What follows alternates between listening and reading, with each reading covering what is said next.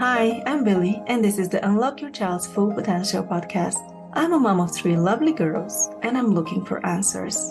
I'm looking for ways to fill the gaps left by the school system and teach my kids the lessons that are going to prepare them for real life.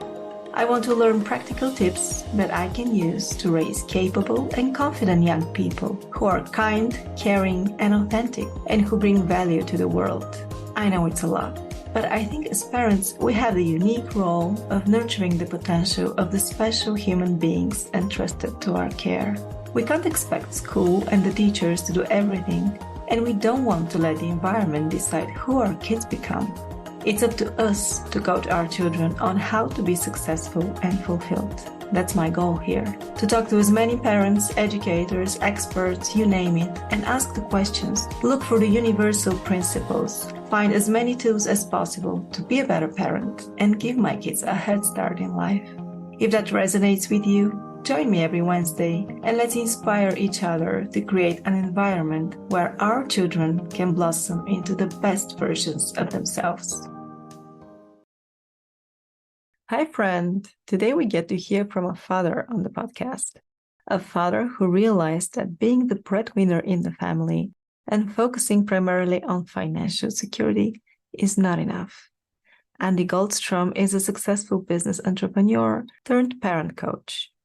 When his daughter experienced severe depression and anxiety, Andy and his wife didn't know where to turn and get direction and support. Helping their young girl was a trying and lonely experience. Because of that, he decided to become a certified parent coach and leverage his personal experience to be there for other struggling parents. Andy helps families communicate better and get in tune with their kids.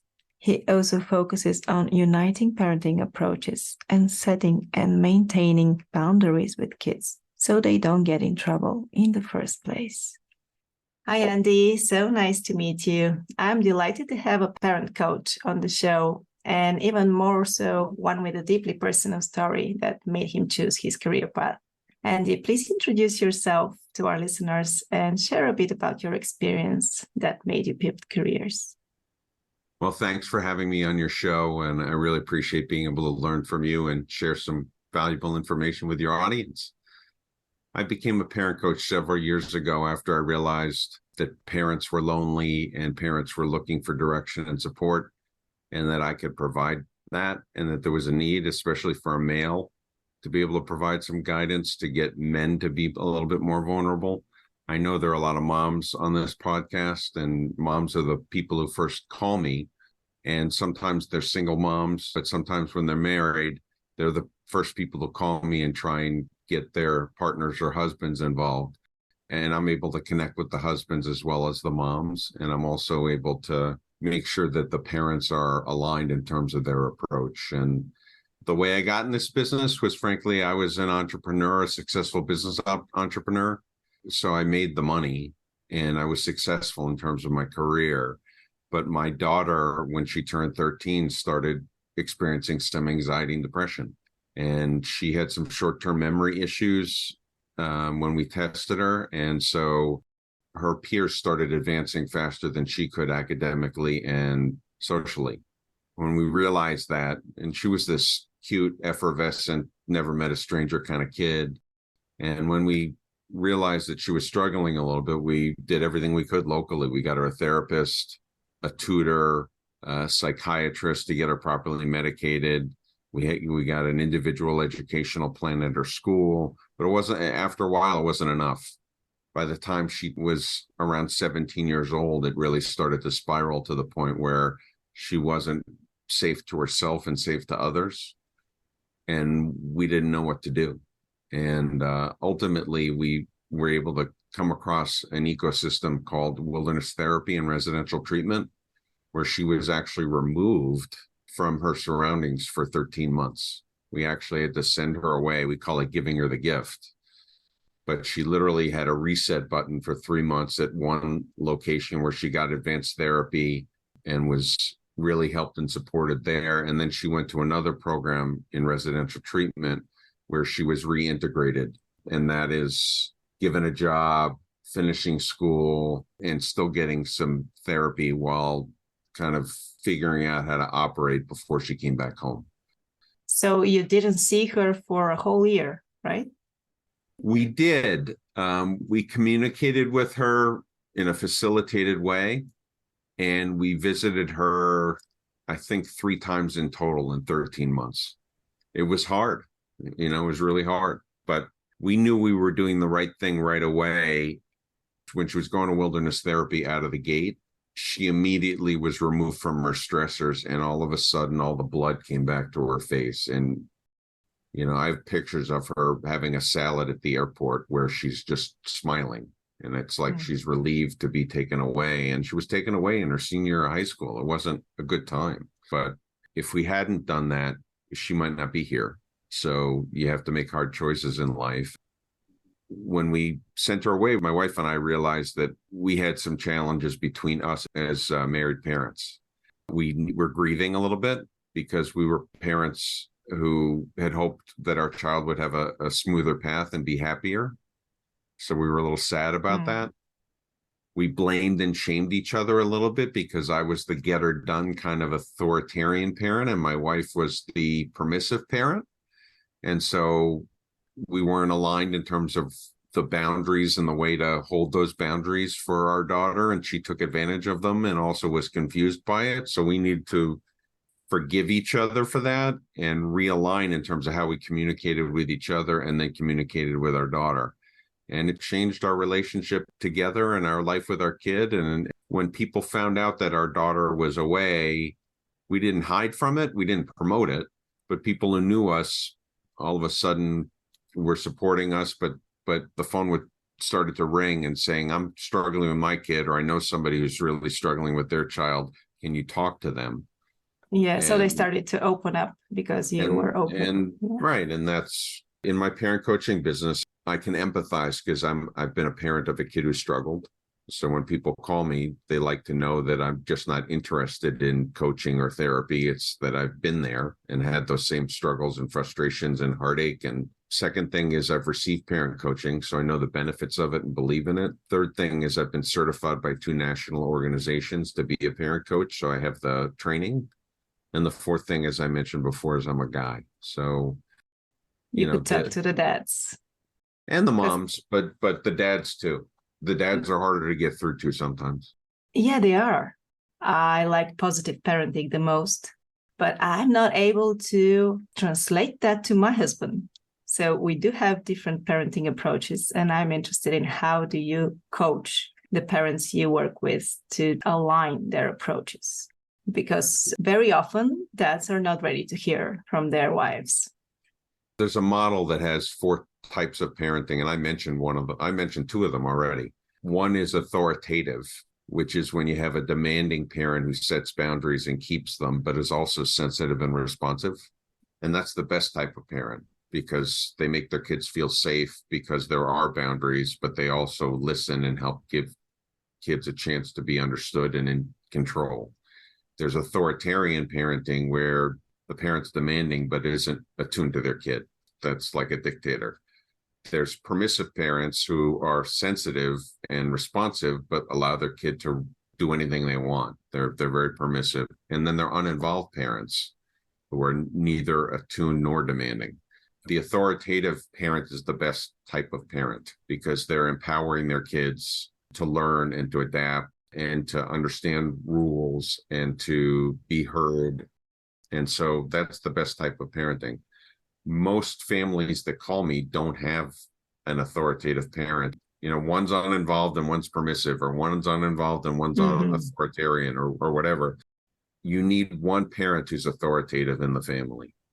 One is enough? One's enough. And I'll explain more. But what I do is when those parents aren't authoritative, I work with them to move in that direction. So if there's a parent who doesn't set boundaries and hold them well, I work with them on what it takes to have confidence to do that and implement them. If they're not sensitive and responsive, I help to work with them to make sure that they're more attuned. And so if we have 2 parents and one can migrate to the authoritative role faster, it might be the mom, it might not be the mom. But the key thing is that the parents communicate and are aligned in advance.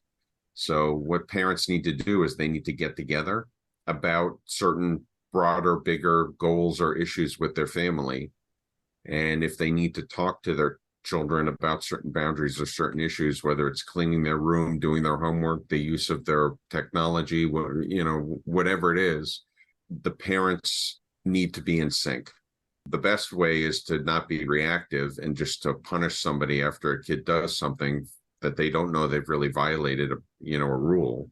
It's to have these boundaries in place, and then parents need to talk about how to talk about it together with their child.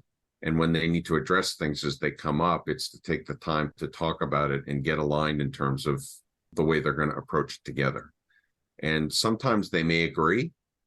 Sometimes they may need to compromise, or sometimes one of the parents feels really strongly about one thing and the other parent's on the other page, and one of them has to give in. If you feel that strongly about it, we can follow your way this time, but next time I hope you'll understand my point of view on the next thing.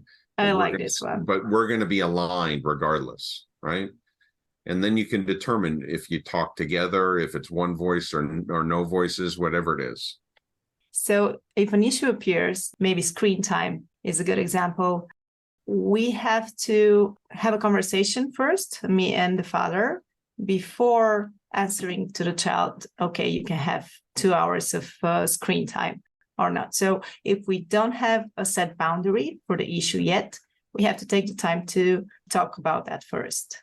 Yeah, the way I look at it is everybody wants a sense of understanding and control. And from a control standpoint, it's allowing kids to make choices that impact their future, as opposed to the parents rescuing them or making all the decisions for them. So that they can talk with their kids about certain things in the house and what the rules should be for them to be productive kids, reasonably productive kids. And the kids can chime in on what's a reasonable amount of time they think they can be on their phone or not be on their phone, and the parents can weigh in. And if they come to an agreement, the parent gets the last say. Then the kid can chime in on what a consequence is if the kid doesn't do what he's supposed to be doing. Putting the phone away by 10 o'clock at night, getting your homework done before going out and playing with your friends, emptying the dishwasher for the family, keeping your room clean, certain hygiene things, whatever those rules are. Sit down with your family or your kids, talk about those. You can't have 100 things, but you can talk about 5 things and kind of have a discussion about it. Talk about it with your kids and get them involved so they take ownership in the decision. The parent ultimately has the say.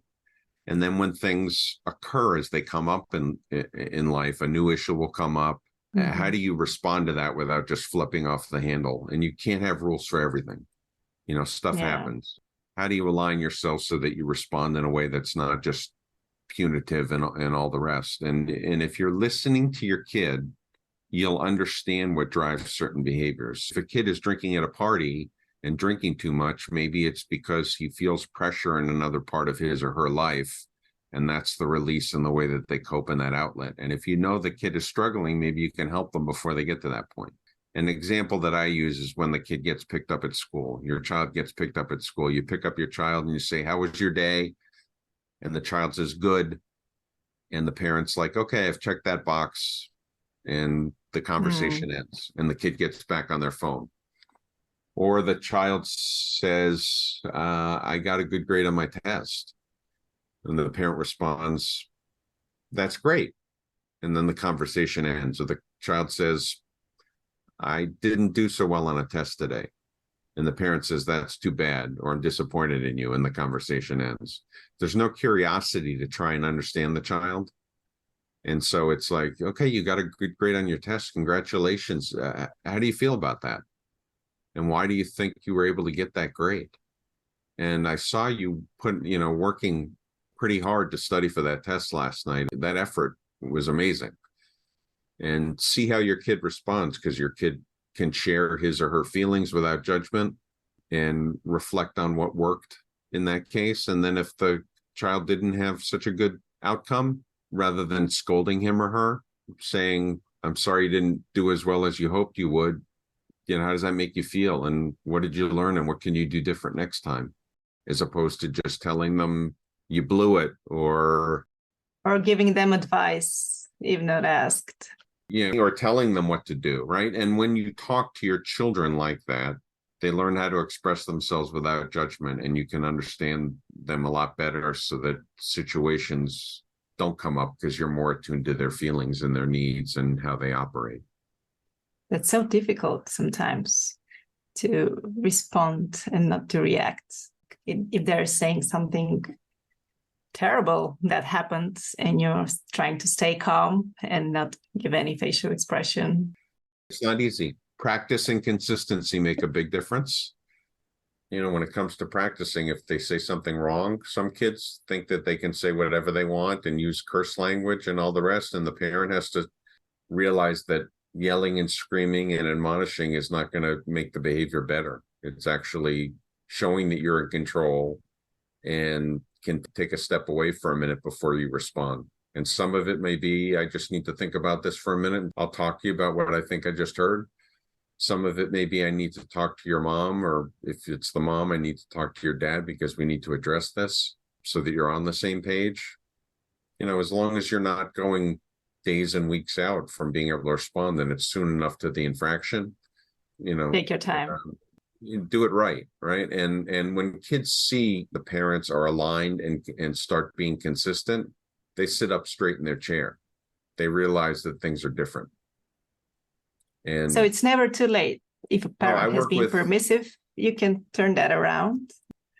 I work with parents who have kids who are in their mid to late 20s who have moved back home because of COVID, were never really able to launch because of mental health illness or other types of disabilities. And quite often the parent has not empowered their kids. They've actually imposed on their kids what their belief is in terms of how their kid should behave and what they should do based upon the way that they were brought up. And some kids don't respond well to that. And what I recommend is something called chunking it down. And that means, if you want your kid to get a job, don't just tell them to get a job. Have a conversation about what's the first thing you need to do to look for a job. Make it a little bit more manageable for them so it doesn't seem so overwhelming to them in terms of what they need to do and how they need to do it. And then ask if they need help. Don't offer it, offer it, but don't push it on them. Just say, if they say, hey, I need to do some research because I think I want to do this, but I want to ask around and look online a little bit. You're like, okay, that's great. How long will that take you? And do you need some help supporting you doing that? If you're not pushing an agenda and you're just there for them, it comes off very differently. Okay, I'm hopping in for just a minute to tell you about the free resource I recently created. It's called the Connection Blueprint, and it consists of 5 tools that will help you improve the relationship with your child and create an environment where your kid feels seen, heard, and loved. After all the lessons we want to teach our kids require us to first have a trusting relationship with them so that they're ready to hear our advice and lean on our support. Anytime I feel disconnected and out of sync with my own children, I get back to this blueprint, put the tools to practice, and it works wonders. I'm sure having a loving and trusting relationship with your kids is a top priority for you too. So check the show notes and get your copy of the Connection Blueprint. What I see here where I live is that kids are not eager to start their own life, get out of home and be independent. They tend to stay with their parents until they're 30. How do you think parents should approach that situation?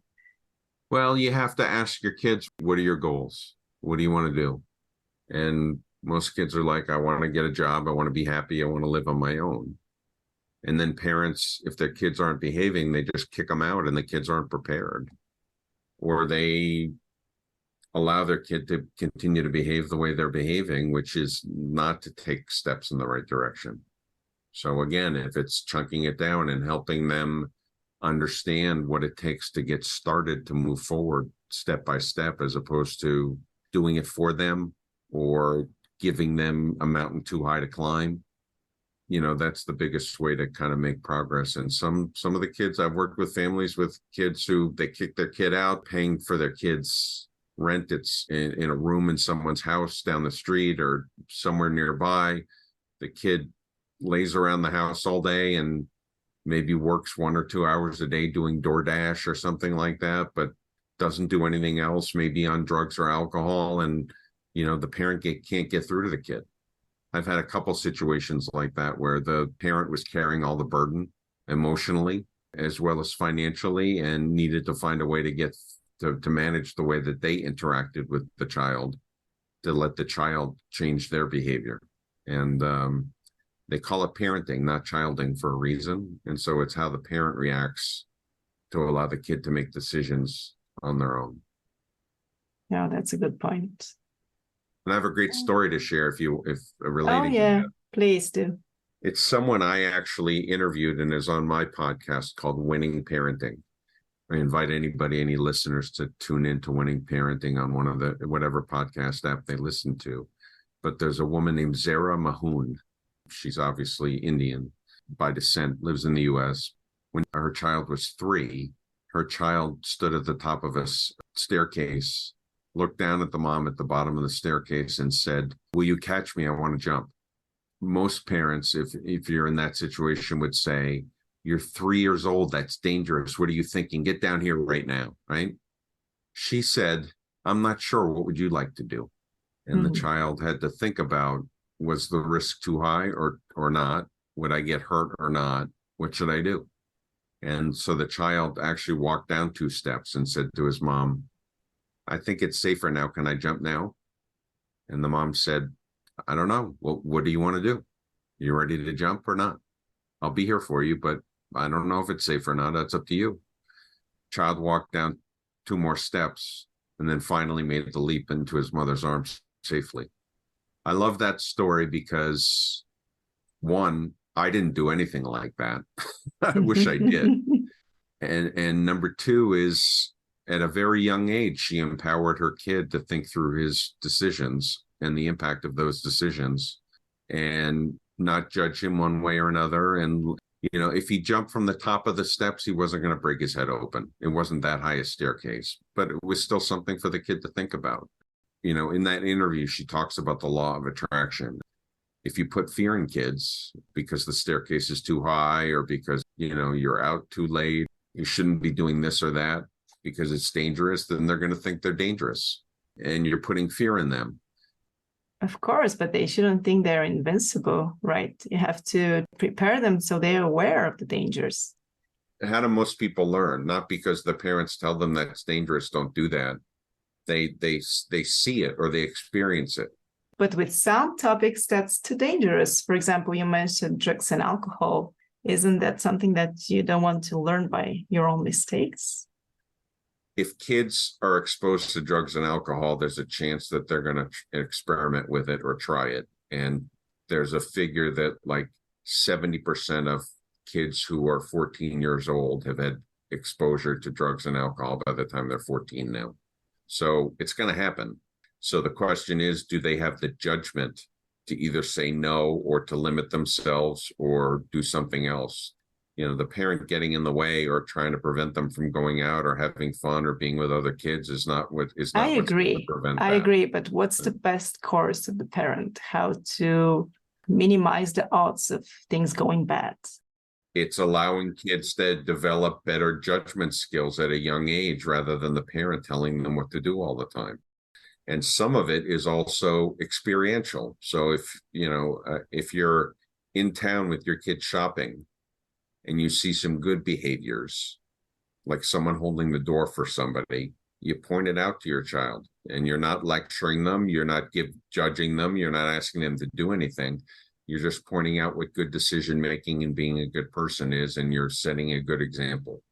And so if kids learn to do that over time and they learn they're not being judged, they learn that they're being supported, they're not as likely to be big drug or alcohol users or be less balanced or settled or situated. And that's just a fact.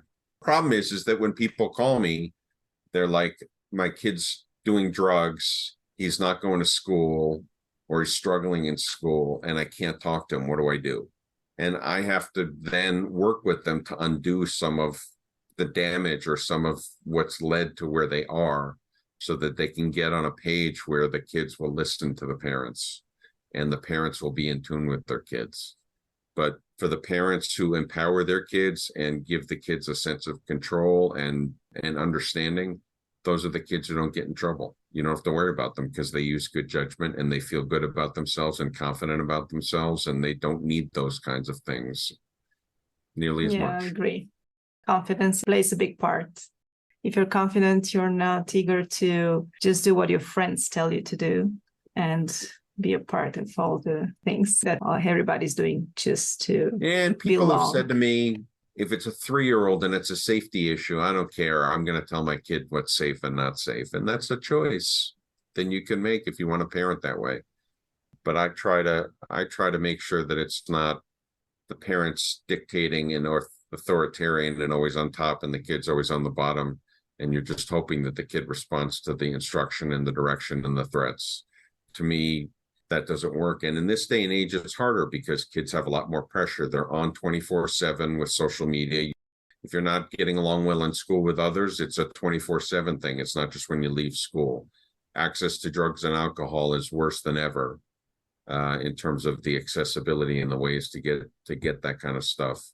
And parents don't have a really good plan to kind of set those boundaries and inspire confidence and all the rest. And so a combination of all those things kind of creates some issues. So it's all about communication, asking open-ended questions. Anything else that comes to mind that we can do on a daily basis just to keep that relationship with our kids strong? I think it's just be curious, meaning ask that next question to kind of show some understanding and interest in your kid. I explained about the car situation with the kid getting picked up at school. That's a good example of it. There are a lot of situations where parents are distracted. They're trying to work when their kids from home, when the kids come home from school and they can't pay attention to them, or when they have time to pay attention to them, they're on the phone or they're making dinner or they're doing something. They're not actually looking at their child in the eye and actually being present and listening to their child. So what are they teaching them? Yeah. So it's actually being curious and listening and being there for your kid. That's what I would encourage people to do. You mentioned that you weren't that parent when you were younger and you had a younger kid. So are there things that you would have done differently that you would like to share with other parents? A ton of them. I had 2 lessons. One is you mentioned about visiting my child when she was away. We visited her once. The staff there facilitated with the parents a little kind of skit, and it was called Statues. And what happened was my daughter had to kind of set up our family dynamic as if we were statues, and then she would tell the narrative. And she got other parents of other kids and other staff members involved to play us. So my older daughter was in college at the time. So she was kind of put off in the distance because she wasn't fully engaged day to day in the issues, because she was living her own life in college, and that was fine. But then I was put off to the side, and I had my hand up on my ear as if I was talking to somebody on a phone and not paying attention. I was the entrepreneur, business guy, breadwinner, clearly not attuned to my kid, if she thought that. And then she had someone who played my wife, and she set up this person who played my wife kind of cowering over her, like helicoptering over her. And my daughter was cowering underneath it. So I was the authoritarian parent, and my wife was the permissive parent. And we've learned how to both be authoritative parents since and teach others how to do that. That was a big learning experience for me, because I thought I was attuned to my daughter, and I thought I was doing what I was supposed to do by working hard and making money to support the family while my wife was at home taking care of the kids. But I wasn't. I would come home tired. I wouldn't listen. I wouldn't be curious, and I wouldn't agree with my wife on anything or enough. The other thing that I learned was after my daughter came back from treatment, we interviewed her on my first podcast, which was called Wilderness Therapy and Residential Treatment Journey. And my wife interviewed her, and it was a really moving interview, actually the one that was most downloaded. And my daughter just said, I wasn't trying to be a bad kid. I was just suffering and depressed and anxious. And you guys tried to make it safer for me and lock down a little bit on me and protect me more, but it just pushed me away further. And I didn't feel like I was understood. So she basically shared the message to us, but also to other parents out there about understanding, put yourself in the other person's shoes and kind of try and understand what they're going through by being curious, and don't be judgmental and don't play the safety game, all the time. So don't try to protect them. Let them find their way by themselves. There's a balance to be achieved. I mean, every parent is different. Every situation's a little bit different. Some families are more adventurous than others. I'm not saying throw your kid in harm's way. I'm just saying empower your kid to learn how to fend for themselves and make decisions for themselves as they get older. All parents want is for their kids to be happy and independent, right? Yeah. But sometimes life gets in the way. Yeah. When I was in the business world, there were times where you'd have a 23-year-old kid who just graduated from college. So he made it through high school. He went to college on his own. He accomplished a number of things academically and otherwise.